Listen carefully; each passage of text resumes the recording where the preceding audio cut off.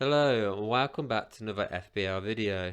Now in this video I'm going to be talking about team selection for game week 23. Now I've only got one free transfer this week, so I've not really got a lot to play with, but even though I do have a lot of players now that I'm really thinking about, or I should really now start selling. As you look at my team as it is now, 3 United players, I have to get rid of at least 2 of them before game week 25 where they blank, as well as Tony who also has a blank. And my bench options I'm really not happy with, so that's what 7 players in my team that I really want to get rid of, to be honest. So not looking good for my team right now, and I've taken a massive red arrow this week, but that's in my game week 22 review. So let's go back into game week 22 and see how I got on. Right then, so like I've just said, I took a massive red arrow this week. I was in the top, well, just over 30k in the world. I'm now just over 50k in the world. So took a big red arrow really. 83 points doesn't sound too bad, but I took a -4 hit, which is an absolute killer. So technically, I only got 79 points. And a lot of it does have to do with my triple captain. So yes, I did triple captain in 22, but I decided not to go with what everybody else was thinking, and I thought I'd try something a bit different. And instead of going for Rashford, I went for Fernandez, which after the first game, it didn't look too bad, but that game the other night against Leeds has pretty much finished me for this week. But anyway, we'll start off with my goalkeeper. Yet again, Kepa is absolutely smashing it. Another 10 points. Brilliant performance again, another clean sheet. Tell you what, for his price, it's working out a real treat there. I've really brought him in at the right time. Obviously, Danny Ward, another 2 points for him. So I have zero plans at the minute to replace Ward with Kepa with Ward. In defence, my bench options are obviously Thomas and Kerr. I can't even say the West Ham defender's name, but he went off at half time with an injury. In the shock performance, he did actually play. I couldn't believe he actually started. So when he came off in the second half, or at the start of the second half, due to an injury, it's just typical, really, isn't it? What a waste of a transfer he's been. And Thomas, he's lost his position now. I was worried about it coming into this game week, and it's pretty much been made official now. He has lost his starting position, so another irrelevant player now in my team. Not looking good so far. Kieran Trippier only got the 2 points. A massive shock to think that Newcastle didn't keep the clean sheet. So I was surprised he didn't get bonus points either, because usually he's a bonus points king at the minute. So I'll let him off with the 2 pointer just because one, he's been brilliant this season, two, everybody's got him, so it makes no real difference. Luke Shaw, just 6 points from the 2 games, which is pretty disappointing considering the double what United had in Palace and Leeds. It looked like it could be great, and I was once considering a double defence for United. Kind of glad I didn't go with that option. But at the start of the Crystal Palace game, well, towards the end as well, it was looking really good for United, particularly Luke Shaw. He was getting a clean sheet and an assist, as well as 2 bonus points, until unfortunately that goal went in for Palace, and then it all went pear-shaped, really. So unfortunately only 6 points, but it is what it is. I guess I'll just have to take that assist. And then Nathan Ake, I was worried about him actually playing. I didn't think he would start. Found out he was starting, got a bit buzzing, and then of course Harry Kane, who I took out of my team this week, goes and scores past him. So not only did I not get a clean sheet for Man City, I lost out on 9 points from Harry Kane. Bearing in mind I've just took a -4 this week. Really good in that. Mudryk of Chelsea, ugh, it makes me sick seeing that. I decided to take a -4 for Mudryk right at the end, 1 minute before the deadline. I thought, stuff it. Fulham at home. I got word out that Mudryk was going to start. I saw him play against Liverpool, and I thought, wow, he's looking a good player. He is. Definitely want to get on him early. He comes off at half time. Didn't have a single shot on goal. Poster said he had a cold. Honestly, I was so angry after that game with him. It's massive regret, absolutely massive regret bringing him. And I can tell you now, I'm already thinking about getting rid of him. Kevin De Bruyne, I mean, come on, man. He didn't even start. This guy's definitely got had a falling out with Pep now, man. To drop your best player, one of your best players, for a massive game, he can lie to us all and say it's tactical. It's not tactical. They've had a falling out blatantly. And yeah, just a 1 pointer. So I do reckon game week 23 might be my last time with Kevin De Bruyne, because having a guy that's over 12 million sitting on the bench obviously only happens like once or twice, but I just don't need that. And he's not performing as well as I'd like. So a terrible, terrible performance by Kevin De Bruyne. Marcus Rashford, 20 points. It looks brilliant. It sounds brilliant. But I decided not to go triple captain him, so it is in fact terrible for me personally. I'm absolutely gutted. Also happy, but mostly I'm gutted. I wish I had him as triple captain, but I just wanted to go something different because I'm sick of going for a player and then realising everybody else has gone for him.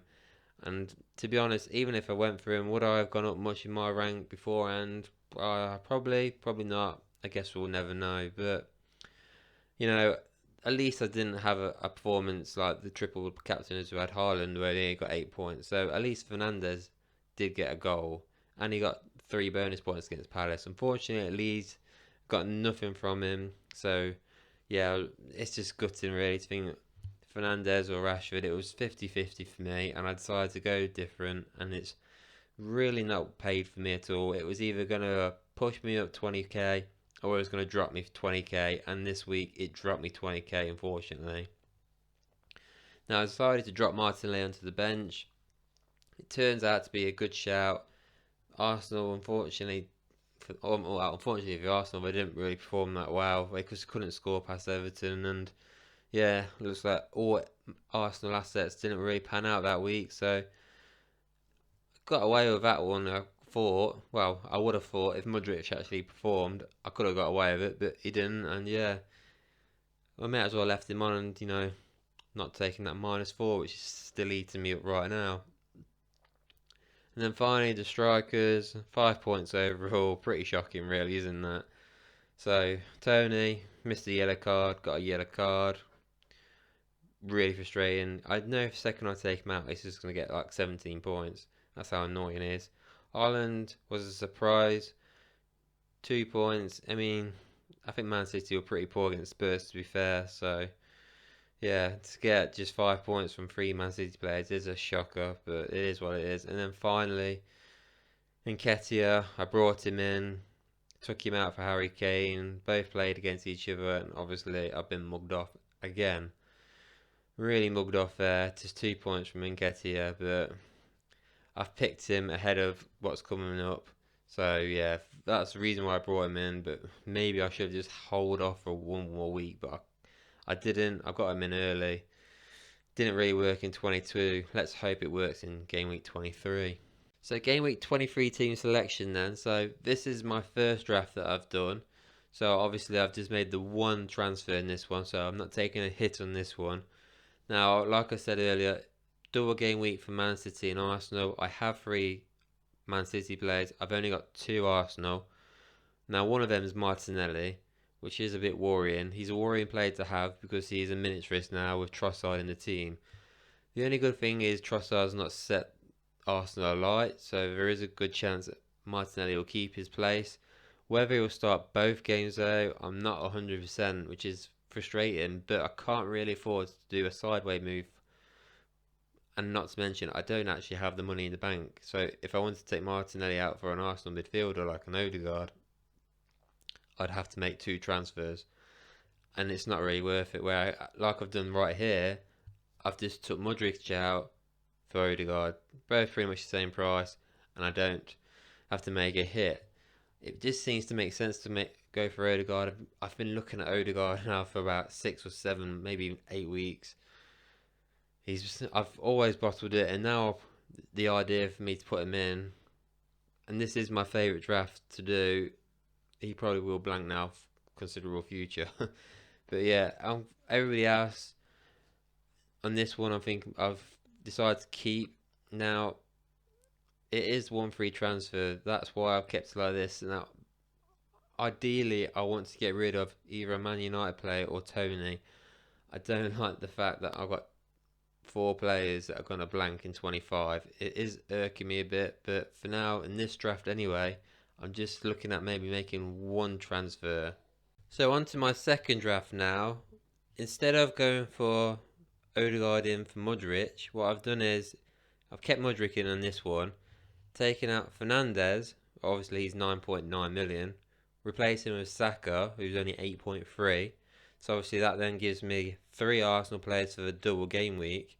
And then if I take out Tony, that gives me enough money then to bring in a Darwin Núñez, who's 8.7. And I still have 0.4 million in the bank. So I've taken a -4 hit, but I managed to get a third Arsenal player in, as well as getting a Liverpool player in, so I've taken out a Man United player who blanks in 25 and a Brentford player who blanks in 25. So then that also gives me 2 players for game week 25, and one of those obviously doubles, and that's a big thing. Now obviously Liverpool, they've got the big derby game in game week 23, so not really looking for many points from Darwin that week. And then in 24, I'm not really confident again in Liverpool, if I'm being honest. They've got Newcastle away. I mean, again, I'm not seeing much there. Their double game week 25 looks appealing to me. Obviously, the problem with Liverpool is they're so bad. Will it really pay off? That's the question I'm having in this one. Saka, though, on the other hand, I mean, Saka, Odegaard, I don't feel like you can go wrong, if I'm being honest. Both of them are exceptional players. Both of them playing really well. Both of them are 100% starters. It's just really personal preference. I mean, yes, I could actually have Odegaard and save myself 1.3 million, which I can then maybe, hopefully anyway, get enough then to maybe in the future get Kane back. We'll see about that. But yeah, there is also that option as well. So maybe instead of Saka, go for Odegaard, or